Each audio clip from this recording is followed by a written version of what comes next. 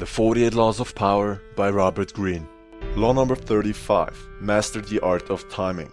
Never seem to be in a hurry. Hurrying betrays a lack of control over yourself and over time. Always seem patient, as if you know that everything will come to you eventually. Become a detective of the right moment. Sniff out the spirit of the times, the trends that will carry you to power. Learn to stand back when the time is not yet ripe and to strike fiercely when it has reached fruition.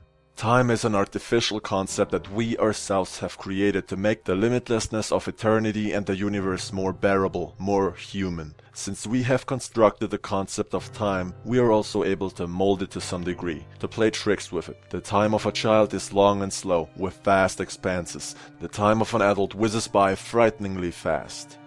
Joseph Fouché, initially a mathematics teaching priest, never took his vows. He had waited for his chance to follow bigger dreams, and when 1789 the French Revolution broke out, he became a revolutionary. To miss the boat at this critical moment could have spelled disaster. Fouché merely adopted to the spirit of the times, befriending the revolutionary Robespierre. He quickly rose in the rebel ranks and was elected as the representative of Nantes to the National Convention created that year to frame a new constitution for a French republic. When Fouché arrived in Paris to take his seat at the convention, a violent rift had broken out between the moderates and the radical Jacobins. Fouché sensed that in the long run, neither side would emerge victorious. Power rarely ends up in the hands of those who start a revolution, or even of those who further it. Power sticks to those who bring it to a conclusion. That was the side Fouché wanted to be on.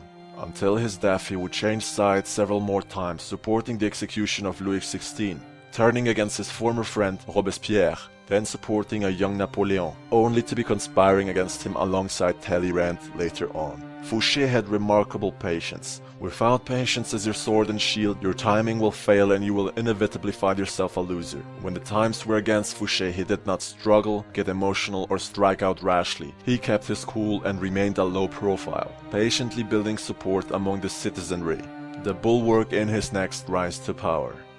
Observing this law closely, here are the 10 key lessons in the art of timing.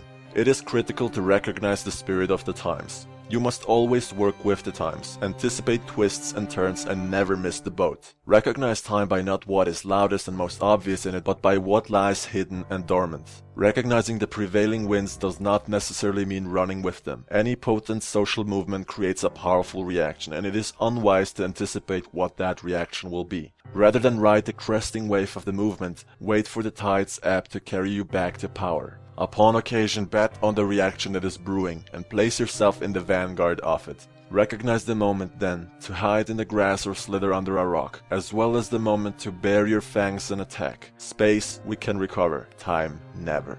Time depends on perception, which can be willfully altered. This is vital in mastering the art of timing. If the inner turmoil caused by our emotions tends to make time move faster, it follows that once we control our emotional responses to events, time will move much more slowly. This altered way of dealing with things tends to lengthen our perception of future time, opens up possibilities, and allows us the patience that is the principal requirement in the art of timing. And that is it for this law. Please feel free to dive in deeper into part 2, Mastering Time, and as always, thanks for watching.